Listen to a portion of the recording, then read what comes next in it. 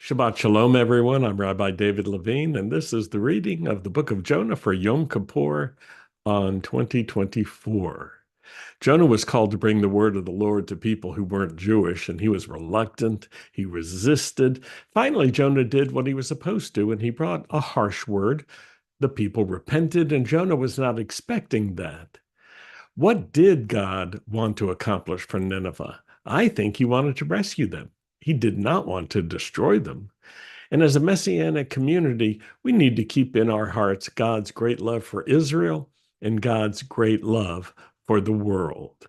And I want to encourage you to bring the good news of Yeshua to Jewish people and non-Jewish people alike. And now the reading of the book of Jonah from the New American Standard Translation. The word of the Lord came to Jonah, the son of Amittai, saying, "Arise, go to Nineveh, the great city, and cry out against it, because their wickedness has come up before me."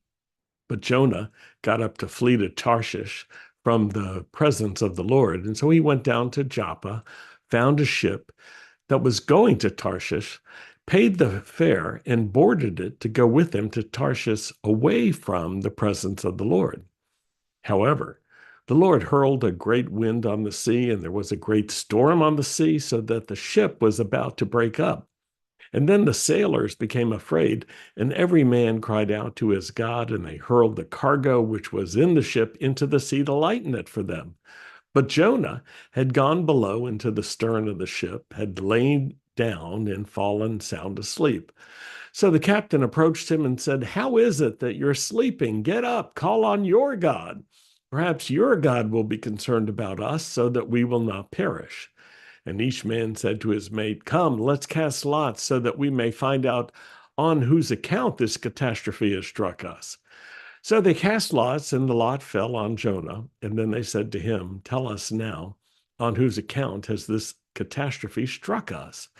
What is your occupation, and where do you come from? What is your country, and from what people are you?"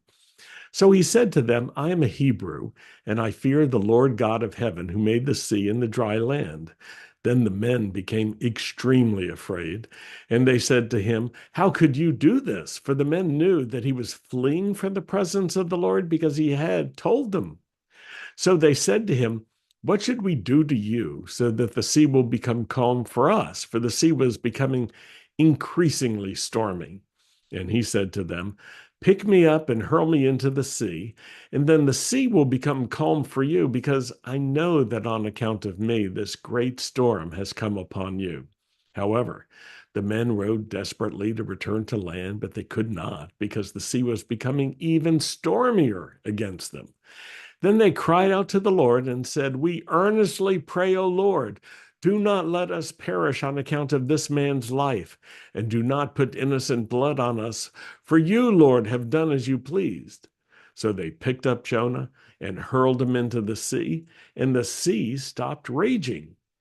Then the men became extremely afraid of the Lord, and they offered a sacrifice to the Lord and made vows. And the Lord designated a great fish to swallow Jonah, and Jonah was in the stomach of the fish for 3 days and 3 nights. Chapter 2. Then Jonah prayed to the Lord his God from the stomach of the fish, and he said, "I called out of my distress to the Lord, and he answered me. I called for help from the depth of Sheol. You heard my voice. For you threw me into the deep, into the heart of the seas, and the current flowed around me.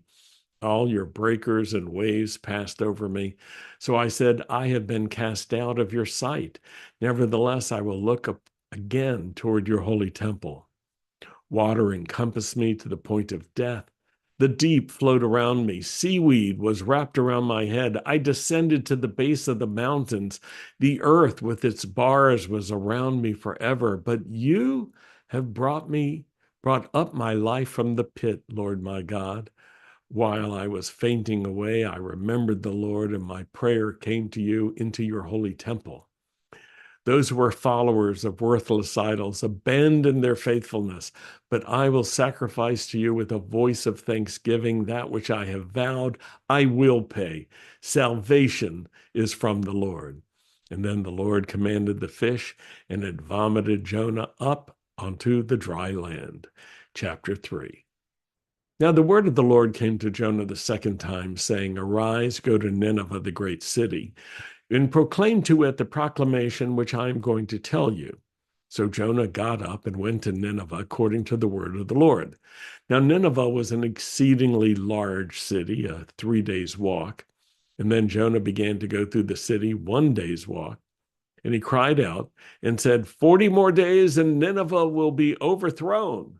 And then the people of Nineveh believed in God, and they called a fast, and they put on sackcloth from the greatest to the least of them. When the word reached the king of Nineveh, he got up from his throne, removed his robe from himself, covered himself with sackcloth, and sat on the dust. And he issued a proclamation, and it said, In Nineveh, by the decree of the king and his nobles, no person, animal, herd, or flock is to taste anything. They are not to eat or drink water, but every person and animal must be covered with sackcloth, and people are to call on God vehemently, and they are to turn each one from his evil way and from the violence which is in their hands. Who knows? God may turn and relent and turn from his burning anger so that we will not perish.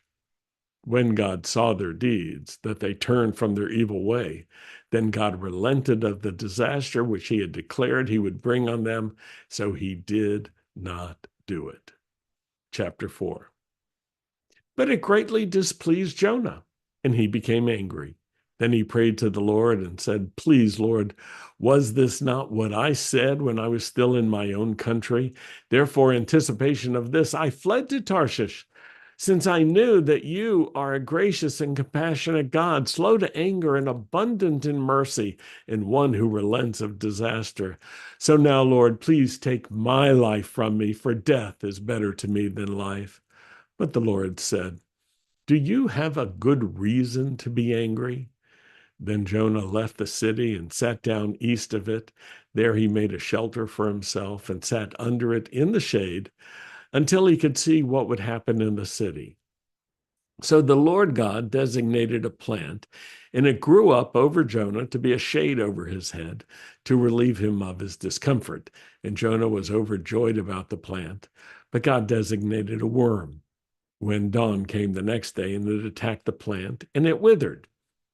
And when the sun came up, God designated a scorching east wind, and the sun beat down on Jonah's head so that he became faint, and he begged with all his soul to die, saying, Death is better to me than life. But God said to Jonah, Do you have a good reason to be angry about the plant? And he said, I have a good reason to be angry, even to the point of death. And then the Lord said, You had compassion on the plant for which you did not work, and which you did not cause to grow, which came up overnight and perished overnight. Should I not also have compassion on Nineveh, the great city, in which there are more than 120,000 people who do not know the difference between their right hand and their left, as well as many animals? Well, that concludes the reading of the book of Jonah. Tzom Kal. I hope you have an easy fast as you continue on this Yom Kippur, October 12th, 2024. Shabbat Shalom, everyone.